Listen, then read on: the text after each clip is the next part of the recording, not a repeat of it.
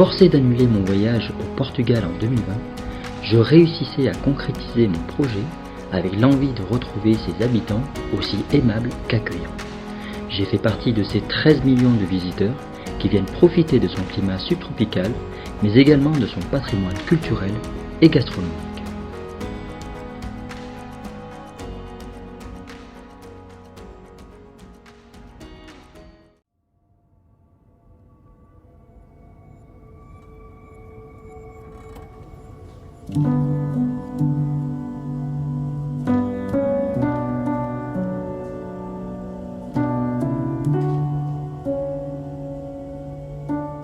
Cette vue de Lisbonne à 360 degrés que je présente en photo n'est possible qu'en se rendant au château Saint-Georges qui a été édifié au-dessus de l'une des 7 collines qui entourent la capitale.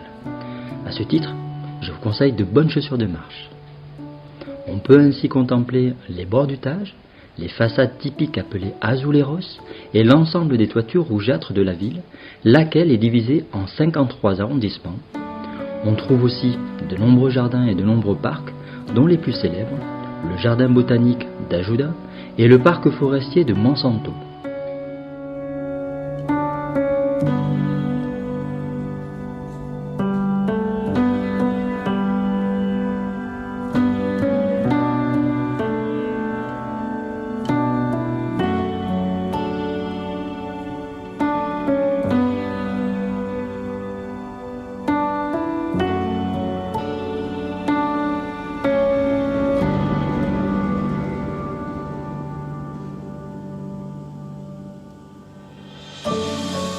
La visite urbaine se fait facilement en transport en commun, et notamment avec son célèbre tramway qui a su garder son charme d'antan. Si vous deviez arriver de l'aéroport, vous pourrez vous rendre dans le centre-ville en empruntant la ligne rouge du métro.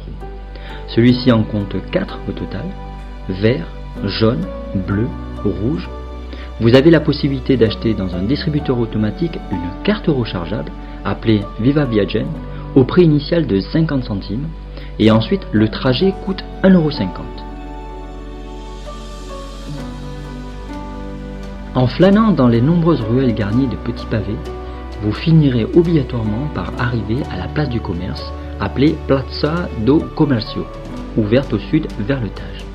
Celle-ci est composée d'un ensemble de bâtiments ornés de portiques sur 3 de ses côtés, et historiquement, les navires marchands arrivaient chargés à cet endroit qui était la porte de la capitale.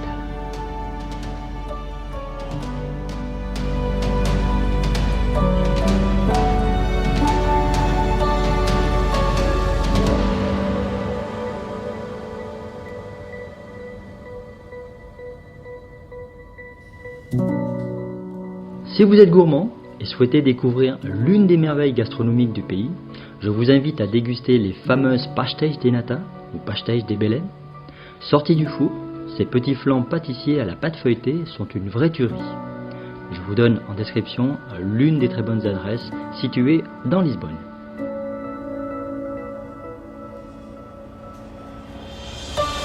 À l'entrée du port de Lisbonne, vous y découvrirez 2 incontournables lieux à ne surtout pas manquer. La tour de Belém, inscrite au patrimoine mondial de l'UNESCO, construite en 1514 pour garder l'entrée du port de la capitale. Ensuite, le monument des découvertes, d'une hauteur de 52 mètres, il est érigé à la mémoire des navigateurs portugais des 15e et 16e siècles.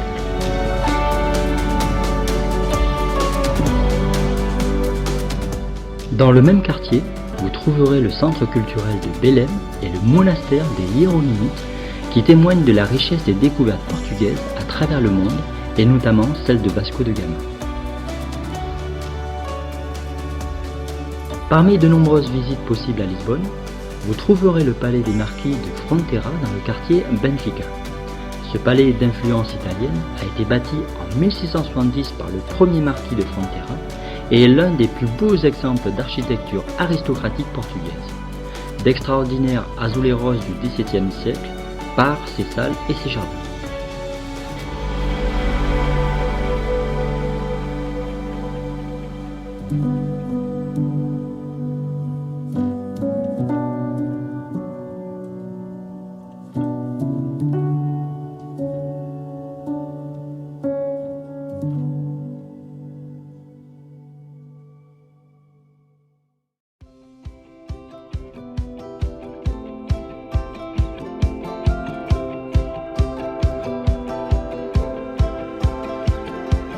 La deuxième partie de la vidéo est consacrée à mes visites hors Lisbonne.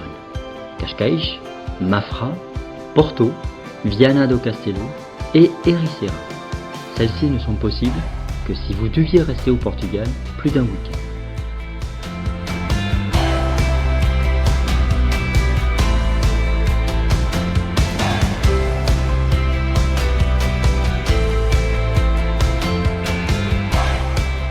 Je tenais à vous remercier d'avoir consacré du temps à ces explications et de me suivre dans mes aventures. Pour vous remercier, je vous donne une petite astuce afin de faciliter vos prochains voyages à l'étranger.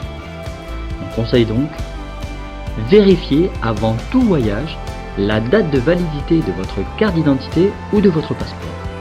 Si votre document est périmé, vous ne pourrez pas embarquer dans l'avion. On parle souvent de carte nationale d'identité valable 10 ans plus 5 ans. Or, le Portugal et bien d'autres pays européens n'ont pas officiellement accepté nos titres français périmés.